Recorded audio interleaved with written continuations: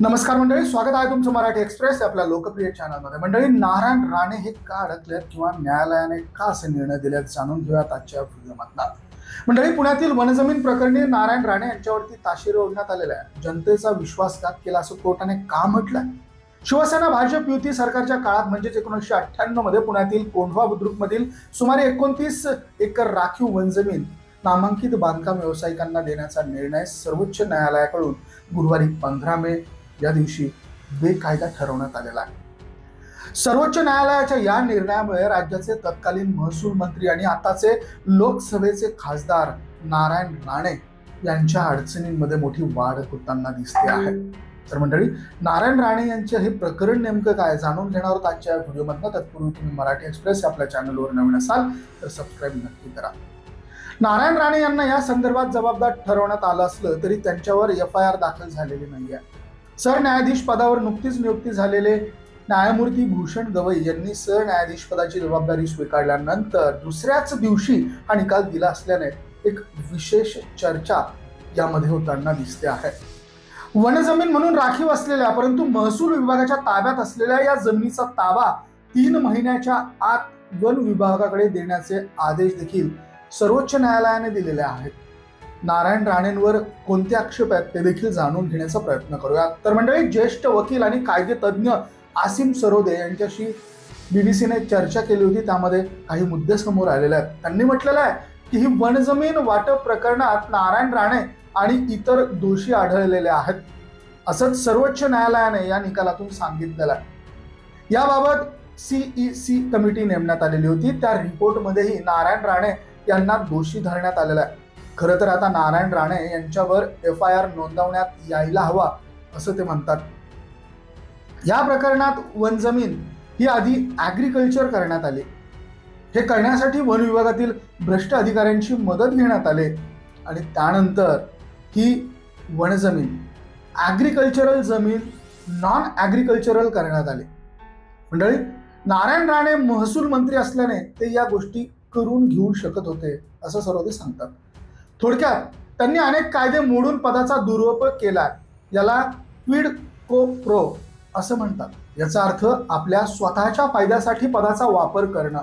त्यांनी ओळखीच्या बिल्डर्सना आणि त्यांच्या माध्यमातून इथं हाऊसिंग सोसायटी तयार करण्याची योजना आखली होती असं देखील आसिम सरोदे यांनी सांगितलेलं आहे।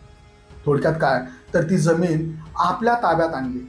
ही जमीन थेट नारायण राणेंच्या नावावर नसली तरीही त्याचे सगळे फायदे तेच लाटत होते असं सर्वोच्च न्यायालयाने उघड केलेलं आहे। त्यामुळे हा निर्णय देताना सर्वोच्च न्यायालयाने अशा भ्रष्टाचाराबद्दल, वनजमिनींच्या गैरवापराबद्दल चिंता व्यक्त केलेली आहे। या जमिनीबाबतचा निर्णय देताना सर्वोच्च न्यायालयाने भारतातील सगळ्याच वनजमिनींचा लेखाजोखा हा मागितलेला आहे आणि अशी सूचना आता भारतातल्या सगळ्या जमिनींबद्दल केलेली आहे। त्यासाठी चीफ सेक्रेटरींना नोटिसा काढण्यात आलेल्या आहेत। मंडळी, यामध्ये नारायण राणेंना CECच्या कमिटीने दोषी धरलेलं आहे। सरकारने आता FIR दाखल करण्याची गरज आहे, पण त्यांनी हे प्रकरण CBI कडे दिलंय असं त्यांनी यावेळेस सांगितलेलं आहे। मंडळी, या संदर्भात नारायण राणे यांची भूमिका काय आहे हे जाणून घेण्याचा प्रयत्न आपण करणार आहोत आणि ती मिळाल्यानंतर इथे आपण निश्चितच हा व्हिडिओ पुढे घेऊन जाणार आहोत। सर्वोच्च न्यायालयाची निरीक्षण काय तर सर्वोच्च न्यायालयाने या प्रकरणासंदर्भात निरीक्षण मांडताना म्हटलेलं आहे की राजकारणी, नोकरशहा आणि बांधकाम व्यावसायिक यांच्यातील संगनमतामुळे ज्या मागासवर्गीय लोकांच्या पूर्वजांकडून शेतीची जमीन सार्वजनिक करण्यासाठी अधिग्रहित केली होती त्यांच्या पुनर्वसनाच्या नावाखाली मौल्यवान वनजमिनीचे व्यावसायिक कारणांसाठी रूपांतर कसं होऊ शकतं याचं एक प्रकरण उत्कृष्ट उदाहरण आहे। शिवाय राज्याचे तत्कालीन महसूल मंत्री व पुण्याच्या तत्कालीन विभागीय आयुक्तांनी जनतेच्या विश्वासाचा भंग करून मौल्यवान असलेली वनजमीन खासगी व्यक्तींना बेकायदा लाभ करून दिली। या सर्वोच्च न्यायालयाने कडक शब्दात असं नमूद केलं, वनजमीन म्हणून राखीव असलेली परंतु महसूल विभागाच्या ताब्यात असलेली या जमिनीचा ताबा 3 महिन्याच्या आत वन विभागाकडे देण्याचे आदेश देखील सर्वोच्च न्यायालयाने दिलेले आहेत। तत्कालीन महसूल मंत्री व तत्कालीन विभागीय आयुक्तांनी कायद्याच्या तरतुदींचा भंग करून जनतेचा विश्वासघात केला असल्याचं देखील सर्वोच्च न्यायालयाने यावेळेस म्हटलेलं आहे. वन जमीन म्हणून राखीव असलेल्या परंतु महसूल विभागाच्या ताब्यात असलेल्या या जमिनीचा ताबा 3 महिन्याच्या आत वन विभागाकडे देण्याचे आदेश सर्वोच्च न्यायालयाने दिले आणि हे आदेश अतिशय काटेकोरपणे पाळले गेले पाहिजेत असं देखील नमूद करण्यात आलं. तर नेमकं प्रकरण काय आहे ते देखील जाणून घेऊया. मंडळी, सर्वोच्च न्यायालयाच्या निकालामध्ये या प्रकरणासंदर्भात सविस्तर घटनाक्रमानुसार माहिती ही देण्यात आलेली आहे. ती माहिती अशी आहे की पुण्यामधल्या कोंढवा बुद्रुक गावातील सुमारे 32 एकर 35 गुंठे जमीन वन अधिनियम 1878च्या कलम 34 नुसार राखीव वनक्षेत्र म्हणून अधिसूचित करण्यात आली होती.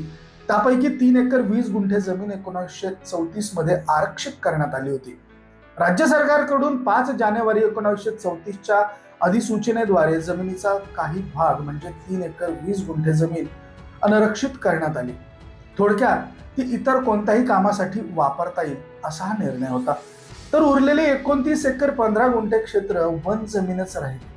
1960च्या दशकात कोंढवा बुद्रुक मधील सर्वे क्रमांक 37 मधील चव्हाण कुटुंबाची जमीन राज्य सरकारने डॉक्टर बंडोरवाला कुष्ठरोग रुग्णालय यांच्या बांधकामासाठी संपादित केली. रेकॉर्डवरनं असं दिसून येतं की चव्हाण कुटुंबाला या बदल्यात कोणतीही भरपाई देण्यात आलेली नाही.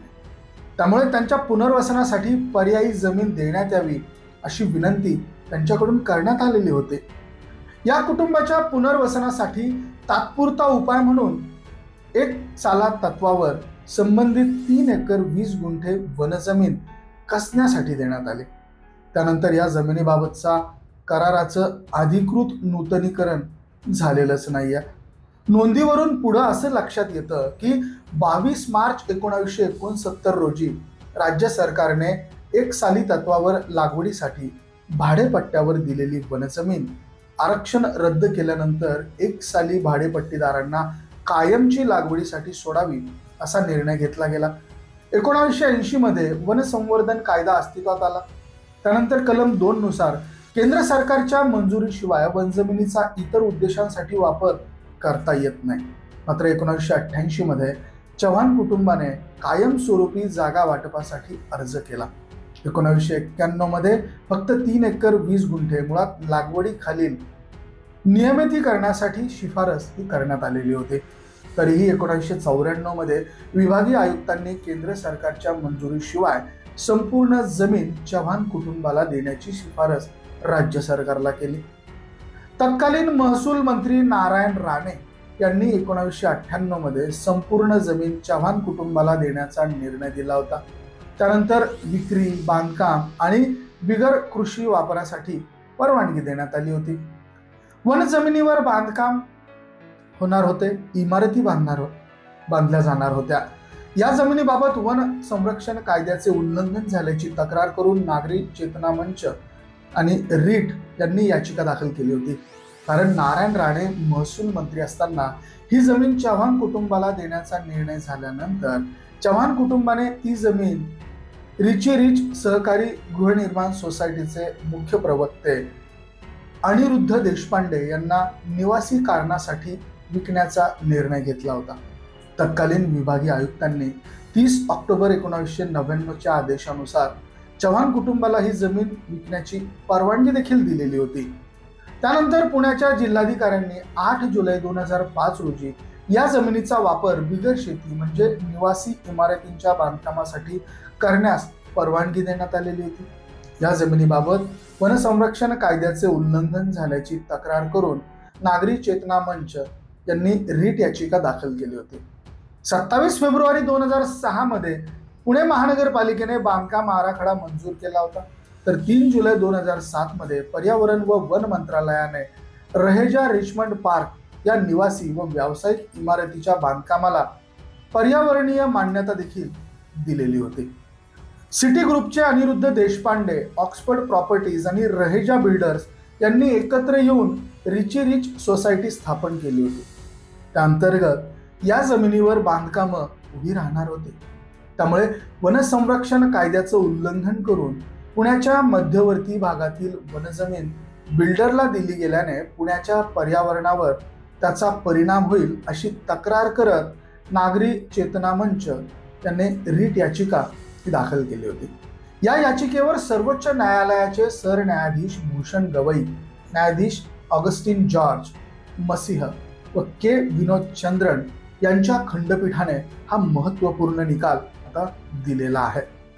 या निकालानुसार आता राखीव वनजमीन नामांकित बांधकाम व्यावसायिकांना देण्याचा निर्णय सर्वोच्च न्यायालयाने रद्दबातल ठरवलेला आहे आणि या निर्णयामुळे निश्चितच त्या व्यावसायिकांच्या अडचणी आहेत, त्याचबरोबर सगळ्यात जास्त अडचणी या नारायण राणे यांच्या आहेत, कारण त्यावेळेस नारायण राणे हे महसूल मंत्री होते आणि प्रचंड अधिकार देखील त्यांच्याकडे होते। मंडळी, नारायण राणे यांच्या संदर्भातली ही बातमी तुम्हाला कशी वाटली कमेंट करून अवश्य कळवा। आवडली असेल तर शेअर जरूर करा। बघत रहा मराठी एक्सप्रेस। धन्यवाद।